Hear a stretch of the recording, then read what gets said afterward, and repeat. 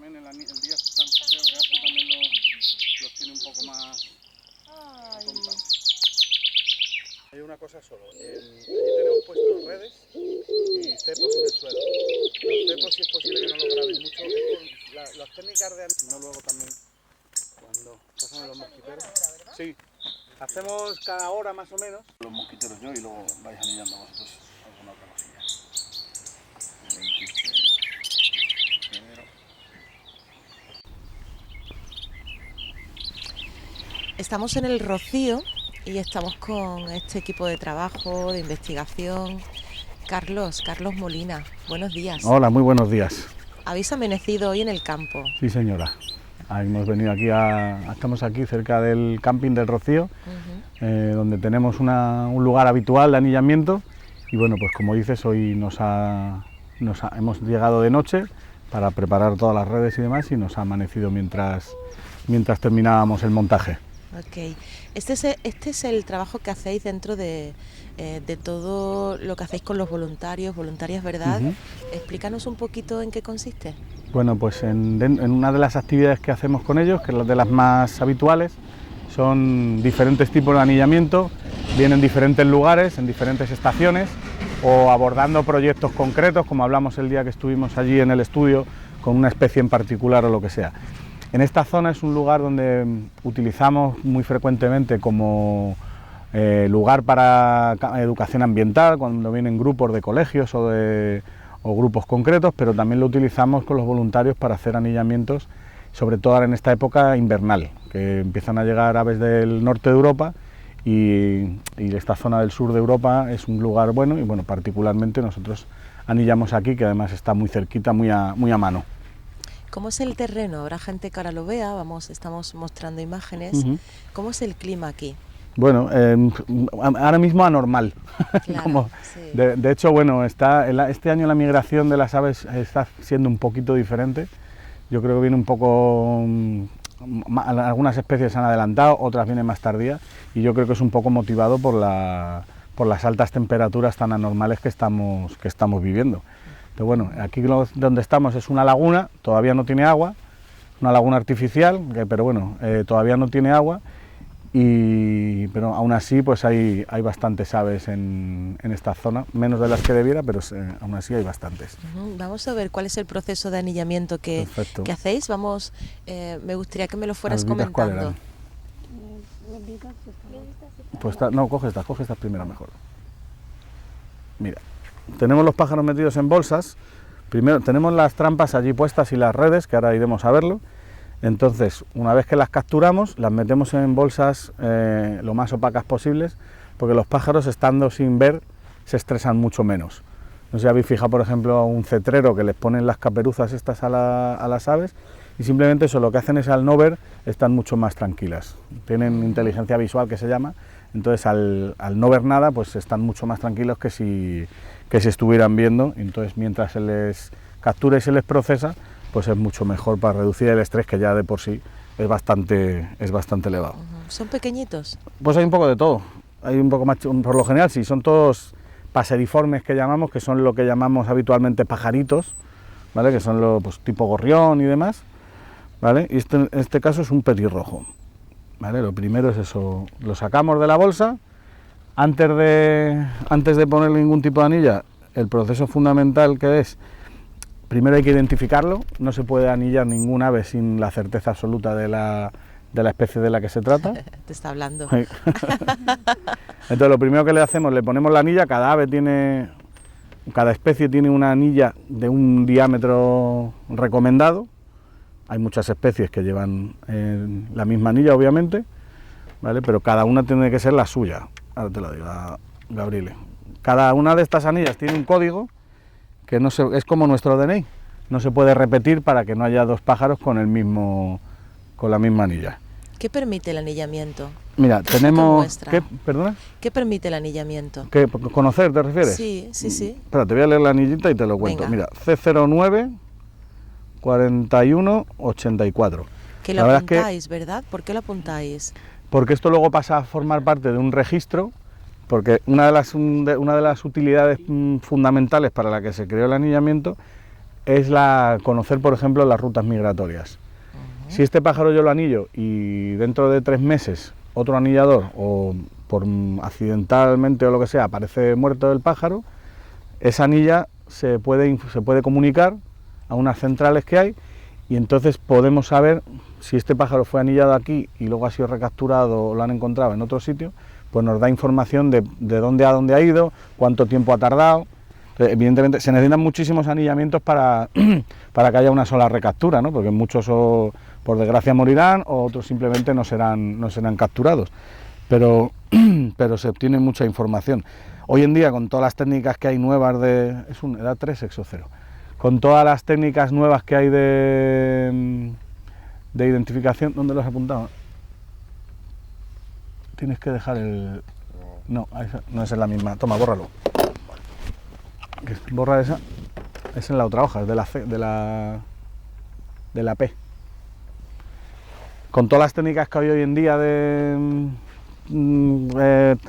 satélites y demás, pues hoy en día con un poquito de dinero, cada vez es más barato también, se puede marcar pájaros con diferentes tecnologías y te da muchísima más información. Hay algunas que sí que necesitas volver a recapturarlos también para extraer esa información, pero otros que van vía satélite directamente te van informando en tiempo real de dónde está el pájaro. Y cuando anilláis a un pájaro, ¿qué es lo que se apunta?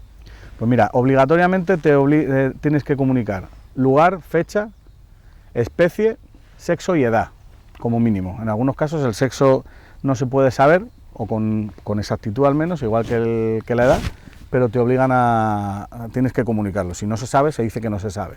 Luego ya aprovechamos que... ¿Todo correcto? Aprovechamos que tenemos el pájaro en la mano, pues ya aprovechamos para tomar una serie de medidas que nos ayudan a conocer más detalles sobre la biología de las aves. Pues tamaños, estados de forma y cosas así, que bueno, ya que lo has cogido y ya que le has generado la molestia, pues por lo menos que te dé más información. Vale, es un 3, te he dicho. Esto que hago así es mirar el estado general, como he dicho, en que se encuentra el pájaro, que es para conocer la grasa y el músculo. Acumulan grasa, sobre todo los pájaros que migran, porque la migración requiere de muchísimo esfuerzo y muchísimo gasto energético. Entonces los días previos a la migración o durante la migración se ven acúmulos de grasa en el cuerpo. Normalmente la musculatura es de color rojizo y la grasa es amarillenta. Entonces tú, al soplarle la parte ventral y moverle las plumas, digamos, para dejar ver esa zona, pues ves si hay esas zonas, esos acúmulos amarillos, y sería esa grasa de la que te hablo.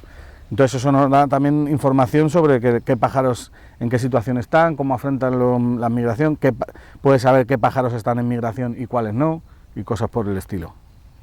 74,5 de ala. Y como digo, ya aprovechamos, hay algunas medidas que te dan más o menos más información, otras que te dan menos, pero bueno, hay una serie de medidas como el ala, la longitud de una de las plumas, 56,5, que es la F8 la llamamos, que es la octava pluma del ala, empezando por aquí, o la tercera empezando por fuera. Se mide esa porque suele ser la más larga, entonces por tener la información de una. ¿Cuántas plumas suele tener? Pues mira, tienen los paseriformes, que son estos, como te digo, petirrojo, gorriones, carboneros, lavanderas, cualquier pájaro, tienen 10 primarias, que empezaría por esta más cortita, tiene 10, luego tiene 6 secundarias y 3 terciarias. En total en el ala tiene 19. ¿Vale? Cuanto más grande es el pájaro, normalmente más plumas de vuelo tienen, primarias o secundarias. Luego las de la cola, que son las rectrices, son estas, tienen 12. A excepción de un paseriforme, que no sé si cogeremos hoy, que es el único en toda Europa que tiene 10. No me preguntes por qué, cosas de la evolución. Okay. ¿Vale? Y luego ya pues hay otras plumas que nos ayudan a identificar edades y demás, que son las cobertoras, que son las que están por encima de estas primarias, cobertoras medianas, grandes, pequeñas, etcétera. La verdad que hay un montón de terminologías y un montón de plumas. A esto le falta el tarso, ¿no? Sí, el músculo en grasa no me lo has dicho. 2,0. El tarso es una medida de un hueso, que sería un poco como la forma más exacta de medir nuestra altitud, nuestra estatura, ¿vale? Porque midiendo el ala hay pájaros que son más pequeños y tienen el ala más larga, dependiendo del tipo de vuelo que hagan o lo que sea, y sin embargo pues el tarso siempre es un 24,65. Es una medida que sí que nos da un poco la idea del tamaño del pájaro. También hay pájaros como este petirrojo que anda mucho por el suelo, que suelen tener los tarsos más largos que otros como los verderones o los jilgueros, que al siempre volar de árbol en árbol pues suelen tener las patas más chiquititas. Por último lo que hacemos es pesarlo y lo siguiente ya liberarlo para que pueda darnos información. 16,3 y ya toca soltarlo y a seguir. Coger algunos si queréis y vais anillando. Estos son los novisbitas, ¿no? Sí. ¿Los más comunes que anilláis aquí en Doñana? Pues depende del año, depende de la época del año, como te digo, porque hay pájaros que tenemos durante todo el año. Bueno, aquí por ejemplo en este sitio, en primavera o verano, cuando hace mucho calor, si todavía tiene agua, viene muchísimo gorrión común. En el camping o en cualquier parte de aquí sigue habiendo muchos gorriones, entonces sobre todo cuando hace calor vienen a beber agua. Y a primera hora de la mañana a lo mejor no caen, pero según va avanzando la mañana empiezan a caer. Es muy frecuente en primavera en este sitio en concreto donde estamos hoy, las golondrinas también. Las golondrinas además es un ave que cría esto es una taravilla, Saxícola torcuata. El Saxícola rubícola es ahora, pero... Y como digo, las golondrinas utilizan zonas como esta con agua y con enea para dormir, entonces a primera hora de la mañana también es frecuente cogerlo. Otros muy típicos jilgueros y demás, y luego ya en invierno, pues mosquiteros como teníamos antes, que supongo que cogeremos más, bisbitas, que hemos venido hoy, que son muy abundantes en zonas así abiertas, con la P. En zonas abiertas o taravillas, por ejemplo, son menos frecuentes, pero siempre hay. Y en verdad, extrapolando, quizás damos por conocido por dónde vivimos, pero extrapolando este programa que va a poder ser visto en cualquier parte del mundo, vamos también a compartir cómo es el clima aquí y por qué exactamente vienen hacia aquí los pájaros. Pues ahora mismo nosotros tenemos que contar que estamos en el sur de Europa, pero para las aves, y cada vez más, por desgracia, estamos casi en África, climáticamente hablando. Entonces, muchos pájaros hacen su migración desde el norte de Europa, van hasta África, a diferentes partes, a la África subsahariana, incluso hasta Sudáfrica llegan muchos de ellas, y otras vienen por aquí solo de paso. Cada vez es más frecuente que ese solo de paso se convierta ya para algunas en zona de invernada, porque ya les digo, ya no tienen mucha diferencia entre cruzar el estrecho de Gibraltar o cruzar el océano Atlántico para llegar al norte de Marruecos, por ejemplo, o mitad de Marruecos, que ya quedarse aquí.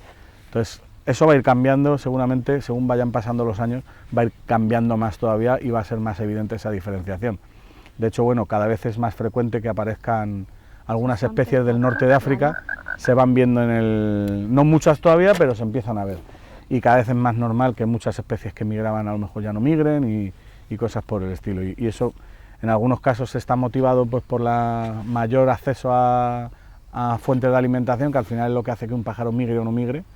No es tanto el frío o el calor, sino que ese frío y ese calor genera diferencias en la capacidad de obtener alimento. Por ejemplo, si en el norte de Europa se cubre todo de nieve, pues es mucho más difícil encontrar alimento. Ya no es el hecho de que haga frío, sino lo que viene con ese frío. Entonces, bueno, pues si tienen disponible de alimento, pues a lo mejor ya no se van, como pasa con las cigüeñas, por ejemplo. Cada vez hay más cigüeñas durante todo el año por eso, seguramente. Que el calentamiento global y todos los efectos que produce este calentamiento global también afecta, pues también es un hecho, pero bueno. ¿Cuántos años lleváis desde SEO BirdLife haciendo este estudio? Bueno, pues aquí en Doñana pues son muchos años ya, prácticamente desde la fundación de nuestra oficina, allá por el 98 me parece que fue, motivado por el tema de Aznalcóllar, ahí es donde empieza el germen. En estos 25 años más o menos que llevamos en el terreno, pues siempre ha habido diferentes programas. A lo mejor desde que tenemos un poco más fomentado, más desarrollado los diferentes proyectos de voluntariado, pues hemos podido darle un empujón y darle un poco más de continuidad a algunos de estos proyectos, pero la verdad es que llevamos tiempo con ello. Y bueno, eso aquí en Doñana, SEO BirdLife, que tiene implantación en todo el territorio nacional, pues lleva más de 60 años desarrollando diferentes proyectos, tanto de conservación como de investigación. Sí, que me lo dejes, que además... No, ¿ya está todo hecho? Falta el piso. Vale. Ellos, como están en formación, están aprendiendo, primero lo hacen y luego yo les echo un vistazo a ver cómo lo han hecho. Mira, esto es un joven y es una hembra, que no había dicho, creo. Dorcer, esto es una tarabilla común, que esto es otro de los residentes que están aquí durante todo el año. Probablemente en invierno, a pesar de que sea una especie residente, en invierno puede que vengan algunos más de otros lugares, que es bastante frecuente incluso en especies residentes, pero por lo general, coger otro y lo vaya haciendo mientras, y así no se nos acumula. 65 de ala. Bueno, si es 1 milímetro eso lo puedes dejar por bueno, que no pasa nada. De F8 tiene 51.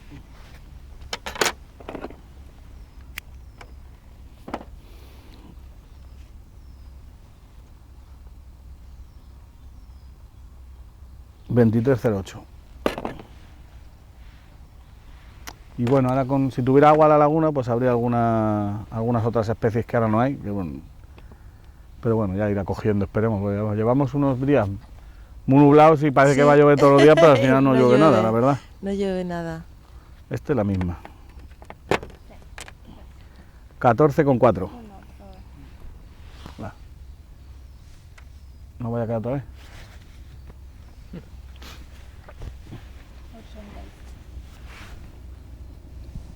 ¿Cómo te llamas? Cristina. Cristina.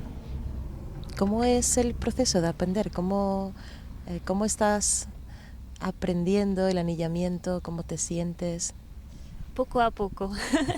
Es muy interesante de aprender esto porque nunca antes he cogido un pájaro en mi mano, por ejemplo. Y poco a poco aprendemos con Carlos que, ¿cómo se dice? Mostrar cómo hacerlo y todo. Y hacemos errores, pero poco a poco menos cada vez. ¿Desde dónde vienes? Francia. Sí. ¿Este contacto con los animales lo habías tenido antes o has sido aquí en Doñana? ¿Cómo es esa sensación de cuidar, de anillar? Para ti, ¿cómo me lo describirías? Es un sentimiento como de libertad y todo, de ¿cómo se dice? Pues de relaxación. Sí, muy tranquilo. Mientras ella habla. Muy tranquilo. Sí, mucho de libertad cuando somos en el medio de Doñana. Es muy bonito. Vamos a dejarte que lo puedas anillar con paz. Sí. Estos registros, Carlos, sí. Estos registros, lo apuntáis todo, el ala, el peso, luego se guardan y entiendo que cuando alguien comunica o se ve algún pajarito que ha fallecido o que es capturado, se comprueba si está, ¿no? Si está... Mira, en verdad lo que nosotros hacemos cada X meses, en nuestro caso lo hacemos cada 3 o 4 veces al año. Todos estos datos son informatizados hoy en día en una plataforma online, ¿vale? Hay diferentes entidades que anillan en el país, SeaBirdLife es una de ellas, la Estación Biológica por ejemplo es otra, y bueno, hay 3 o 4 entidades avaladoras que se llaman, entonces cada una de ellas tiene una base de datos, pero que luego además esos datos se comparten en una base de datos común a nivel europeo. ¿Vale? Entonces, una vez que alguien se encuentra un pájaro, bien sea una anilla o se encuentra un pájaro muerto, lo que sea, o un anillador lo recaptura, esos datos los comunica. En mi caso, yo, si hoy cogiéramos un pájaro anillado, lo comunicaríamos igual que si fuera uno de los que anillo yo, pero indicando que esa especie, ese número de anilla, tal y cual, no es mía. En ese caso lo indico. Y entonces, una vez que esos datos llegan, se procesan, y normalmente al cabo de un tiempo a mí me contestarían diciendo, pues mira, aquel pájaro que cogiste aquel día anillado fue anillado en tal sitio por tal persona tal día, y si en medio, no es muy habitual, pero si en medio ha habido otras capturas de ese mismo individuo, y también fue capturado por tal en tal sitio y no sé qué, no sé cuánto, y al que lo anilló también le llega esa información que al fin y al cabo también le interesa. Está conectada la información. Exacto. Claro, porque si no, no tendría sentido. Porque si tú anillas, alguien lo recupera y no hay forma de saber dónde se anilló ese pájaro o por quién, Es más difícil, por ejemplo, las aves que cruzan hasta África, pero sin embargo también llega información muchas veces de África. Hay especies que se anillan solamente con metal, bueno, eso todas, y otras, no sé si tengo ya aquí alguna, y otras se anillan con anillas de plástico, con caracteres alfanuméricos. Este caso es chiquitito porque es de una ave pequeña, pero otras aves más grandes tienen anillas más grandes, obviamente. ¿Esto para qué sirve? Bueno, pues lo que pone, la inscripción que pone en la anilla metálica es prácticamente imposible de ver si no lo tienes en la mano. Estas que son un poquito más grandes, o algunas especies, ya te digo, mayores, que son mucho más grandes, que aquí no tengo ninguna, es más fácil leerlas con unos prismáticos, con un telescopio sobre todo, o con fotografías hoy en día que hay con la cámara digital, que hay tanta tecnología que se aumenta y demás. Entonces esta anilla con letras y números irá asociada a una de estas metálicas. Y entonces si alguien es capaz de leer esto, lo comunica y automáticamente se sabe qué pájaro es por la anilla y es mucho más fácil. Entonces, como digo, gente en África, generalmente suelen ser europeos que están en viaje por África, pero se hacen muchas lecturas de anillas, de especies anilladas en Europa. Entonces, ¿Cuál ha sido el ave menos común que habéis anillado aquí en Doñana? Pues no lo sé. Hay algunas que son más o menos, a lo mejor, no te voy a decir que sean raras, pero sí son menos abundantes y se cogen con muy poca frecuencia. Podría ser se me ocurre ¿cómo se llama esto? Ahora te lo miro. Buscar la pintoja, que es un pájaro que se ve en migración, pero que se coge poco. O hay, bueno, algunos, ese no lo he cogido yo nunca, pero ese es mucho más raro todavía, que sería ¿cómo se llama esto? El carricerín cejudo, que es una especie muy amenazada en Europa. Entonces, aquí en Doñana, en la zona de la Doñana sevillana, la marisma de Sevilla, alguna vez sí se ha cogido alguno. Es un pájaro que viene del norte de Europa y pasa por aquí, pero es terriblemente escaso. Entonces, son datos, en ese caso, anilladores de la Estación Biológica de Doñana, así que en algunas campañas que han tenido de búsqueda y anillamiento de esa especie, algunas han conseguido, pero de forma muy, muy, muy escasa, como te digo. ¿Tú no has terminado ya? Sí. Esto parece un joven también. Okay. Es un macho en este caso, si veis, es otra tarabilla, es parecida a la de antes, pero tiene la cara más negra, es más oscura, más contraste, y en algunas especies no se puede saber el sexo, pero en esta, por ejemplo, sí, por diferencias en el plumaje generalmente. Y en este caso, por cómo ha mudado, eso ya sería muy largo de explicar, pero por cómo ha mudado, vemos la cantidad de plumas que tiene nuevas, plumas viejas, podemos saber que es un juvenil nacido este año. ¿Vale? Este nació en primavera y bueno, ya tiene la misma apariencia que un adulto, a excepción de algunos detalles como digo, en las plumas. 2-0, déjalo ahí, ahora lo cojo de ahí. De ala mide esto, ¿qué pone? 70 de ala, me da 18. ¿Cómo se hacía este trabajo en la antigüedad? Bueno, esto se viene haciendo aproximadamente, anillamientos en España, bueno, no me acuerdo ahora mismo, pero vamos, a mediados del siglo XIX comienzan los primeros anillamientos y es un poco con esa idea. Creo que los primeros anillamientos me parece que surgen en Estados Unidos. Audubon me parece que fue uno de los primeros anilladores. Y la idea, y sobre todo era, aunque era un naturalista, para aquella época muy, muy, muy conocido, 23,17. La idea surge por eso, por saber qué hacen los pájaros. Yo veo pájaros que tengo en invierno que luego no están, entonces al hacer algún tipo de marcaje, era muchísimo más rudimentario obviamente que será hoy, pero todo surge eso, con la idea de saber que ya vienen dudando desde la antigüedad, incluso Aristóteles se planteaba cuestiones relativas a la migración de las aves, porque había aves que tenías en alguna época del año y luego desaparecían, y bueno, un poco eso motivó el anillamiento. Aquí en España creo que fue la Sociedad de las Ciencias Aranzadi, en el País Vasco, los que iniciaron con los primeros anillamientos, y fue en el siglo XIX yo creo también, pero no sé decirte cuándo. O sea, llevamos más de 100 años de anillamiento en nuestro país. Ah, pues ¿estaba en cero o qué? Ahora lo vuelves a pesar sin el... Suéltalo, y luego pesas el tubo. Esto es un 3 también. Perdona que te vaya interrumpiendo de vez en cuando lo que voy diciendo. Estamos acompañando en vuestro trabajo, claro. 2-0. Y bueno, sobre todo era eso, marcas rudimentarias y sobre todo para saber si los que están aquí no están, o dónde van, o tal y cual.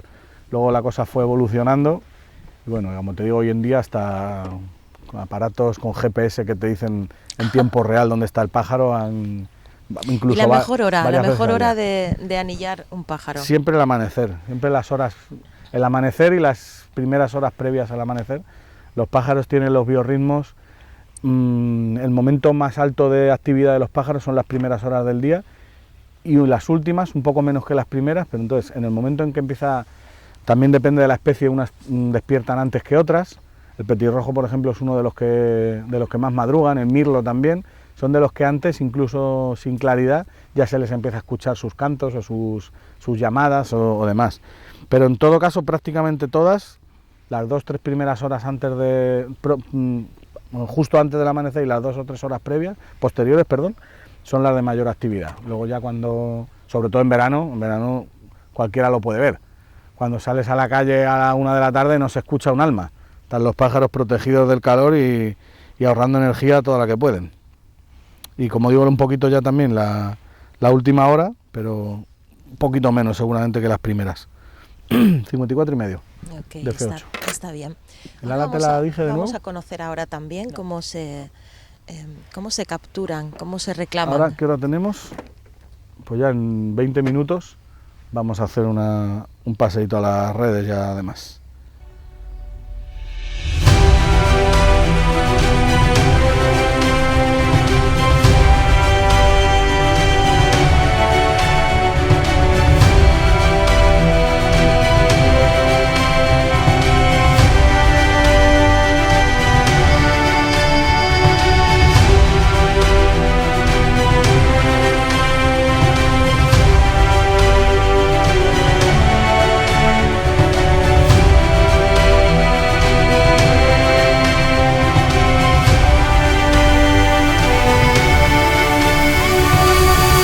Estoy con Valentina Saveñago. Valentina es italiana y está haciendo este programa aquí en Doñana de voluntariado, de conocer la naturaleza. ¿Cómo te encuentras, Valentina? Soy aquí y soy muy feliz por esta experiencia y ho encontrado muchas personas que tienen la pasión de la naturaleza como mí. Entonces es siempre una emoción porque vale, es un sitio nuevo, yo soy italiana, entonces por mí aquí es todo una sorpresa. Y sí, soy muy feliz porque encuentro también muchos animales y me gusta mucho el entorno natural de este sitio muy especial. ¿Algunas cosas que has aprendido de esta experiencia? ¿Has aprendido a observar, a mirar las aves? ¿Has aprendido su ciclo vital? Cuéntanos, inclusive, cómo te está cambiando, ¿no? Si te está transformando este contacto, este aprendizaje con la naturaleza. Vale, he aprendido especialmente nuevas especies de aves y también de micromamíferos.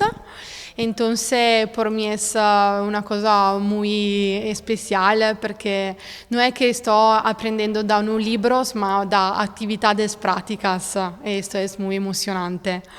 Esto me está haciendo cambiamiento en mí, en positivo.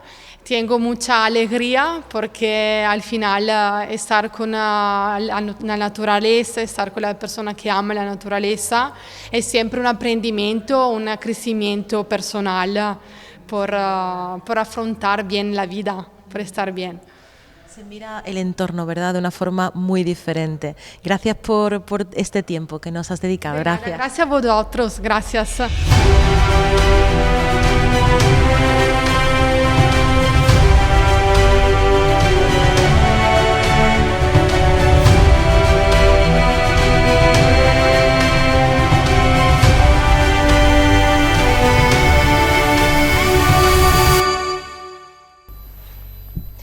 Carlos, cuéntanos cuál es tu trabajo aquí en Sober Life. Bueno, soy el coordinador de la oficina técnica de SeoverLife en Doñana. Estamos trabajando aquí desde hace ya, desde 1998, imagínate, hace un montón de años. Supongo que habréis hecho muchos proyectos y que inclusive estáis participando de la vida, del cambio, de la naturaleza, ¿no? De este ecosistema, de los diferentes ecosistemas con los que convivimos en Doñana, en el Rocío. Estamos ubicados en el Rocío, cuéntanos cómo se llama este centro y exactamente este año, ¿qué proyectos estáis desarrollando? Bueno, lo primero te contesto dónde estamos. Estamos en la misma marisma del Parque Nacional, en la aldea del Rocío, en un lugar, como dices, absolutamente idílico. Somos unos afortunados. Esto es el Centro Francisco Bernis. El Centro Francisco Bernis es propiedad del Ayuntamiento de Almonte y es gestionado gracias a un convenio de colaboración por SeoverLife desde hace ya muchísimos años. Este centro es una referencia turística para todos los amantes de la naturaleza y de las aves en particular, ya que estamos en quizás la mejor ventana que hay en Doñana para la observación de la avifauna, de la nuestra, de la europea y de la africana, ya que estamos entre Europa y África en un punto absolutamente único para la biodiversidad, yo diría que casi del mundo.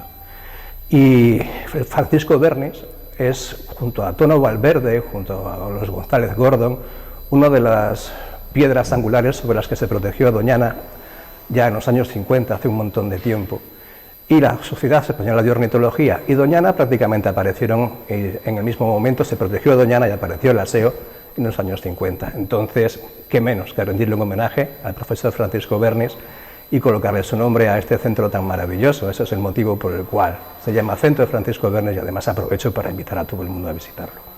Qué bueno. Y aquí en el centro desarrolláis diferentes proyectos. Hoy estamos conociendo el anillamiento, hemos estado en el campo con también tu compañero Carlos, pero además, durante este año, ¿qué proyectos lleváis a cabo? Desarrollamos proyectos a muchos niveles. En verdad, como pajareros que somos, tenemos muchos programas de seguimiento de fauna, pero trabajamos mucho también promoviendo un tipo de desarrollo acorde, integrado con la naturaleza y muchos proyectos con la comunidad local. Buscamos la participación social a todos los niveles. Somos una referencia, yo diría, ya nacional e internacional en voluntariado. Trabajamos con una red de voluntarios amplísima, de Almonte, de Rociana, incluso llegan a Sevilla y a Huelva, que colaboran con nuestras actividades, y también a través de programas europeos con voluntariados de otros países. O sea, vienen muchos chicas y chicos de otros países desde hace ya muchos años. Ahora mismo tenemos mucha gente trabajando con nosotros, de Italia, de Francia, de Portugal, que enriquecen enormemente nuestra labor e intentamos que ellos también se lleven un poquito de la magia bedoñana a sus países de vuelta. Hacemos programas de anillamiento científico, por ejemplo. Tenemos 2 proyectos ahora mismo en marcha que son maravillosos porque tienen muchas colas, muchas patitas. Uno se llama el Proyecto Fénix. El Proyecto Fénix se está desarrollando en la zona donde se incendió Doñana en el año 2017, el terrible incendio que hubo en 2017. Pues ahí estamos trabajando, gracias a una colaboración con el Espacio Natural de Doñana, en saber exactamente qué papel tienen las aves en esa regeneración natural, qué hacen con las semillas, cómo las dispersan. Es un proyecto donde, por supuesto, también trabajamos con voluntarios y estamos conociendo cuál es la forma en la cual estas especies de pequeñas aves paseriformes, sobre todo, dispersan las semillas y permiten esa regeneración natural de estas zonas que fueron tan arrasadas hace ya unos años en ese incendio. Otro proyecto que a mí del que me encanta hablar es el proyecto de viñedos y biodiversidad.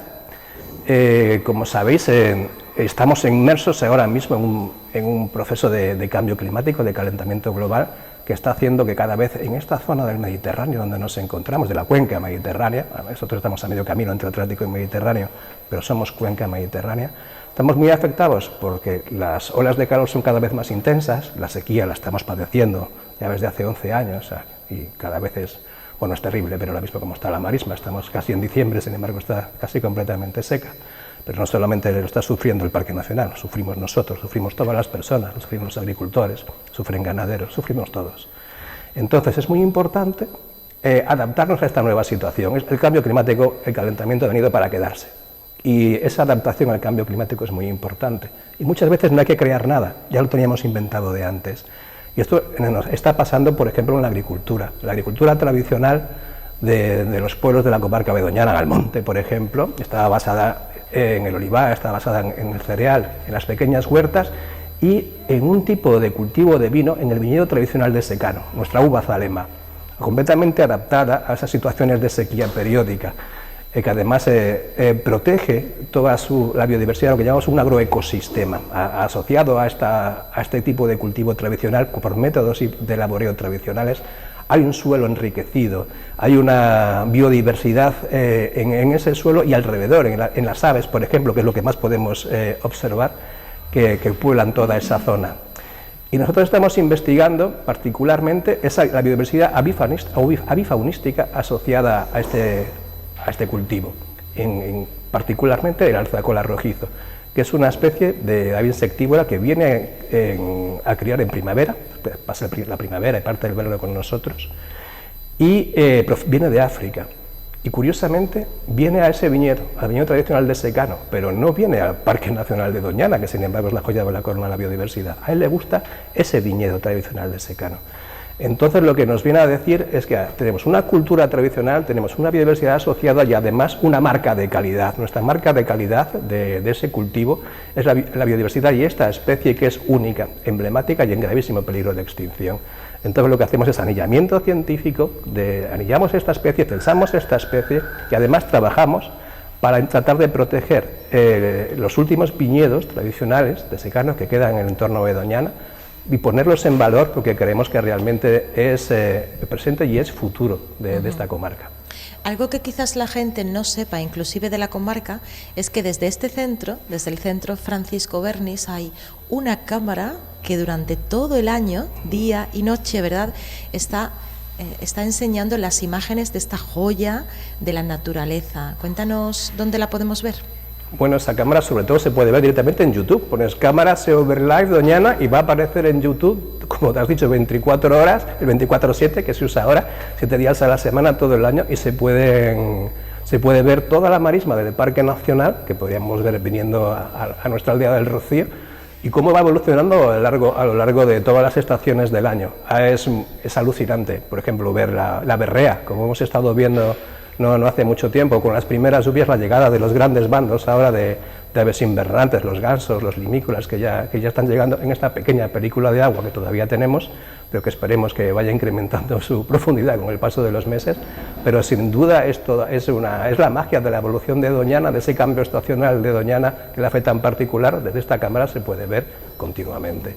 Hay un equipo de gente voluntaria que la va moviendo con sus joysticks y que va buscando la mejor toma y bueno, haremos alguna actividad también relacionada con esta cámara, algún tipo de curso de identificación de aves que ya invitaremos. Muchas gracias. A vosotros.